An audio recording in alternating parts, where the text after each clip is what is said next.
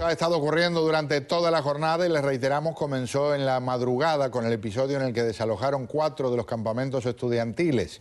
En la tarde llegó la novedad y esto pasó hace muy poco rato y las imágenes llegaron hace aproximadamente una hora. Estamos hablando de 4 policías que fueron heridos, 2 de ellos fueron heridos de bala, uno en la nuca, otro en el cuello, según el diario El Universal. Uno de los policías murió, otro está muy grave y hay 2 de los que se desconoce el estado en este momento. Vamos a asomarnos a lo que ocurrió antes de esos arrestos que estaban viendo hace un instante, las protestas que se desataron por la incursión policial de la madrugada.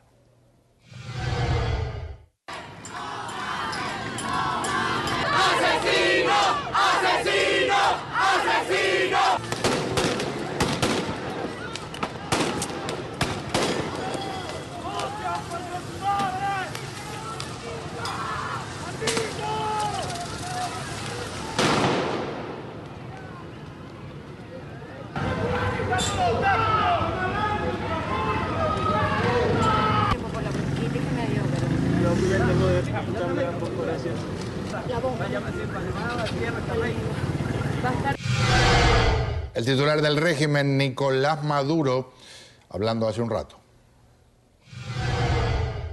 No puede volver, por eso estoy de acuerdo contigo. A veces hay guarimberos mercenarios que le pagan, como los que acabamos de recoger en los campamentos de la violencia y la muerte que había en el este de Caracas. Droga, plata, se consiguió billete de una moneda que estamos viendo de qué país es. ¿Ah? Lo financian no saben de qué. En dólares, pero había una moneda de un país que no sabemos cuál es. Droga, pero bastante droga. Y no digo más. Eso era allí, bueno, armas largas. Alguna de esas armas está involucrada en gente que está herida y en algunos muertos. Bueno, que presenten las pruebas, que establezcan a ver qué tan serio es eso que están diciendo, porque la realidad es que el gobierno tiene cero credibilidad con lo que ha hecho en estos últimos meses.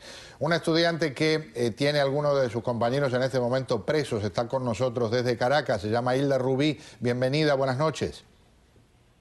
Buenas noches, gracias por la invitación al programa. Cuéntame cuál es la situación en este momento con ustedes. Sí, bueno, en horas de la madrugada aquí en la ciudad capital, en Caracas, donde se encontraban 4 campamentos ubicados, uno en Las Mercedes, el otro en Chacao, el otro en Altamira, en el Penut, y uno en Santa Fe. De manera sorpresiva fueron allanados algunos sin orden de allanamiento. Estamos hablando propiamente del campamento del Penut, que no tenía en ese momento orden de allanamiento, donde no solamente fueron allanados estos campamentos, fueron brutalmente reprimidos los estudiantes y fueron detenidos. El número que tenemos de estudiantes registrados es de 243 estudiantes, de los cuales 18 son de la Universidad Central de Venezuela. Nosotros observamos nuevamente que el gobierno nacional le tiene miedo a la juventud venezolana. Observamos también cómo aquí se tilda y se califica estos campamentos que exigían la liberación de los compañeros detenidos que han estado detenidos desde el pasado 4 de febrero, donde tenemos un saldo hoy por hoy de casi 3.000 venezolanos detenidos, más de 44 fallecidos y más de 100 personas torturadas a nivel nacional. Nosotros vemos con preocupación y no entendemos cómo este gobierno nacional llama paz y lo que hace es reprimir y atacar. Vemos cada vez que intentamos realizar una protesta, las protestas son reprimidas y vemos una militarización brutal en las calles de la ciudad capital, donde vemos policías y militares de manera desmedida en las puertas de las universidades.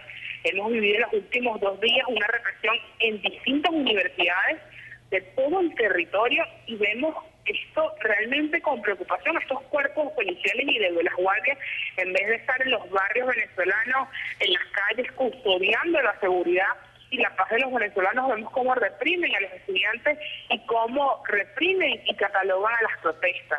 Aquí en Venezuela vemos cada día donde se siguen violando los derechos humanos, donde el gobierno es el único responsable de que no haya paz y tranquilidad, y vemos cómo acciones que toman los distintos movimientos juveniles, movimientos estudiantiles, son reprimidos y catalogados y difamados. Esa es la realidad que vivimos los venezolanos y que se ha agudizado en las últimas horas, donde nosotros responsabilizamos al gobierno de lo que le suceda a estos más de 243 jóvenes que fueron detenidos en horas de la madrugada. Hilda, con lo que ha pasado, ¿cambia lo que están haciendo ustedes? ¿Se sienten intimidados por lo que ha ocurrido? ¿Se quedarán quietos o seguirán saliendo a la calle? El movimiento estudiantil continúa en las calles y se lo decimos al presidente de la República. Aquí nosotros no estamos buscando desestabilizar ningún país. Fíjate que nosotros hace 3 meses, cuando salimos a las calles, fue por un tema de inseguridad en las universidades venezolanas. Y hoy por hoy te puedo decir que en la Universidad Central de Venezuela el día de ayer hubo 19 robos. 19 robos que no se le da respuesta y que el gobierno sigue diciendo que es que somos guarimberos y somos tumbagobiernos. Mentira. El movimiento estudiantil cuando sale a las calles exigió a buscar respuestas y que el gobierno dé respuestas a la crisis social que vivimos. Aquí no nos van a intimidar. Aquí seguimos más presentes que nunca y se demostró antes de ayer en la Universidad Católica Andrés Bello, ayer en la Universidad Metropolitana y hoy en la Universidad Santa María. Los estudiantes estamos en la calle, pero cuando salimos a las calles es de manera pacífica. Aquí nosotros no vamos a morder ese peine que nos siguen poniendo cuando nos meten a estos grupos violentos, que lo que hacen es meterse para provocar en las movilizaciones. Las protestas estudiantiles van a continuar. Aquí nosotros estamos exigiendo la liberación de nuestros compañeros detenidos y que se dé respuesta a la violación de los derechos humanos que vivimos en Venezuela. Hilda, muchas gracias por estar con nosotros. Que Dios los acompañe, lo mejor para ti, para los que están en la batalla por defender sus derechos. Vale, muchísimas gracias.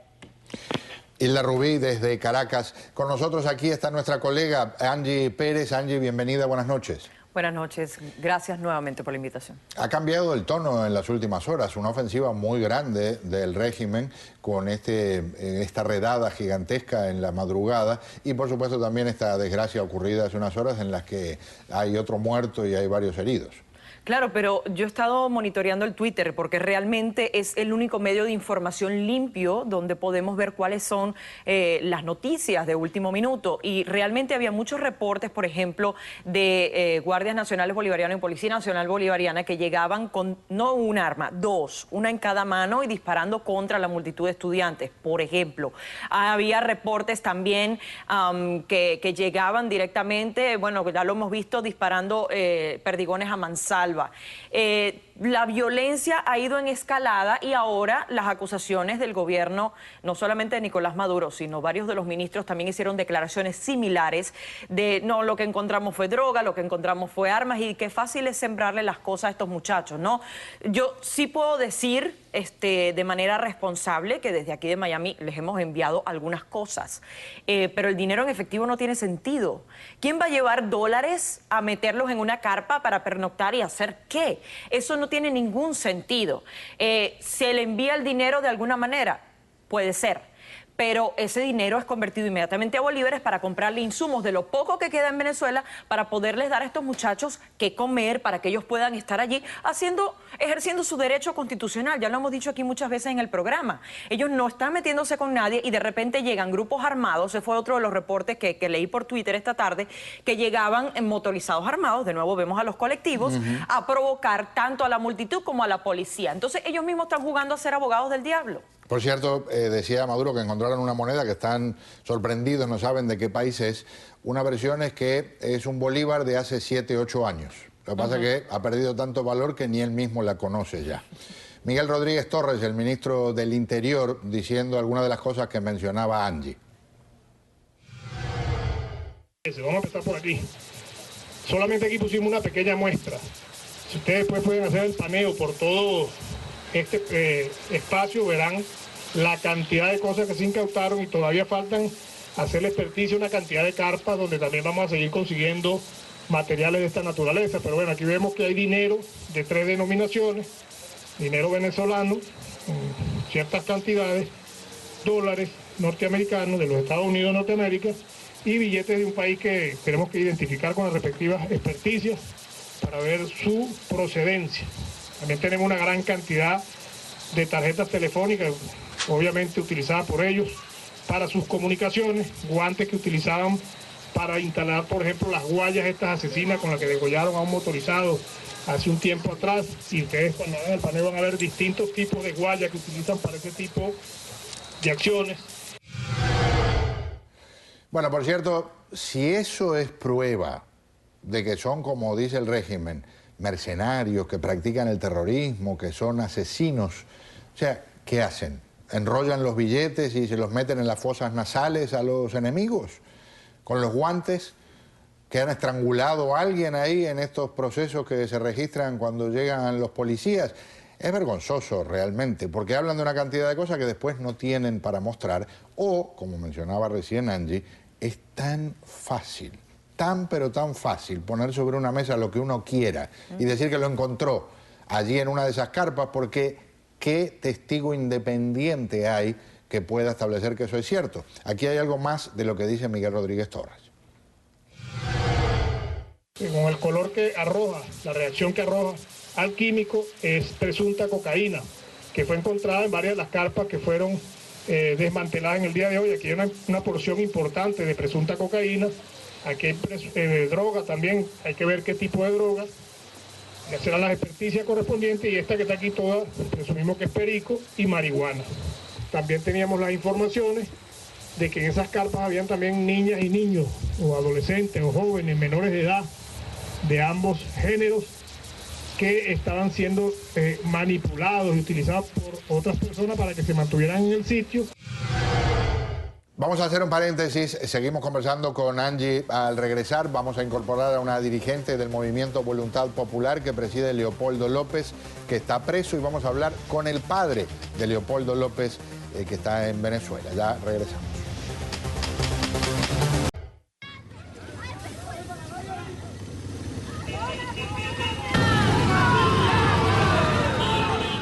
Lo que están viendo, por si se perdió el comienzo del programa, es algo de lo que se vive esta jornada en la capital de Venezuela. Han arrestado, por lo menos según el gobierno, a 243 de quienes estaban allí en campamentos en distintos puntos de la capital venezolana. Este es un ejemplo. Y también ha habido un episodio en el que 4 policías inicialmente resultaron heridos. Hay una imagen de uno que no tenemos claro cuál de ellos es, pero uno de ellos lo que sabemos es que murió. Se llevó un balazo en el cuello, según un reporte del diario El Universal.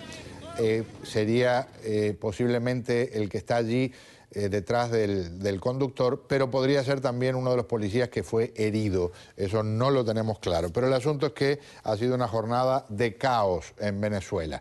Se integra aquí a nuestra mesa Yoslin Sánchez, directiva del movimiento Voluntad Popular, que hoy estuvo nuevamente en el centro de la atención. Buenas noches. Muchas gracias por la invitación. Había ilusión en términos de que tal vez Leopoldo López podía ser liberado o podía hasta establecerse una fecha para liberarlo, pero no pasó nada.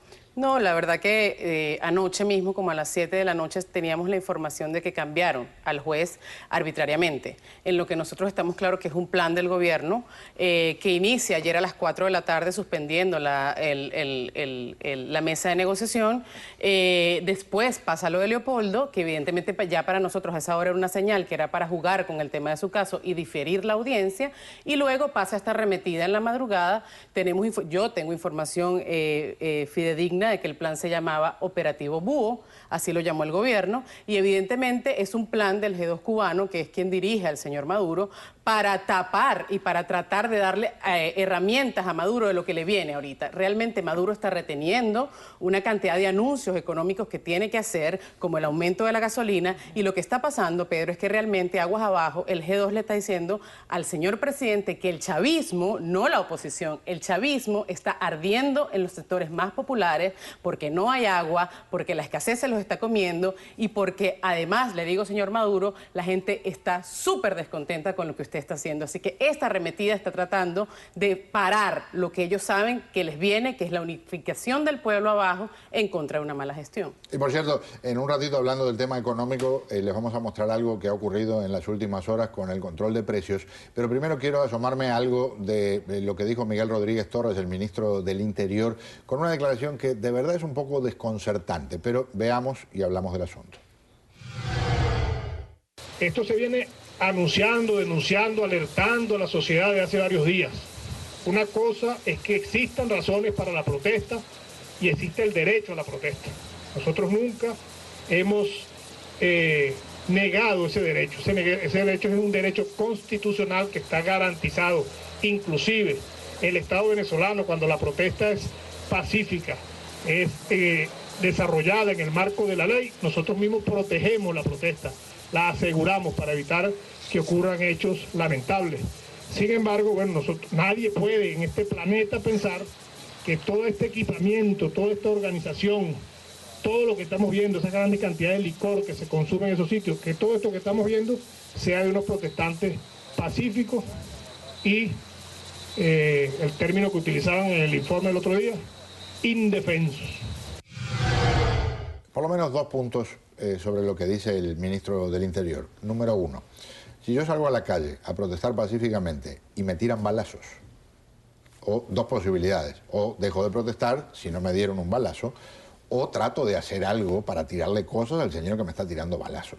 O sea que si ahora encontraron de repente material para hacer cócteles Molotov, bueno, las protestas comenzaron pacíficamente y hay millones de testigos de que así fue. Eso, número 1.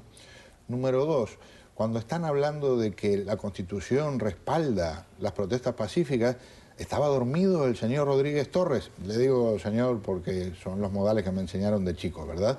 Pero estaba dormido cuando el Tribunal Supremo de Justicia, que son lamebotas del Poder Ejecutivo, establecieron que las protestas pacíficas tampoco son aceptables, aunque estén respetadas por la Constitución. Por favor.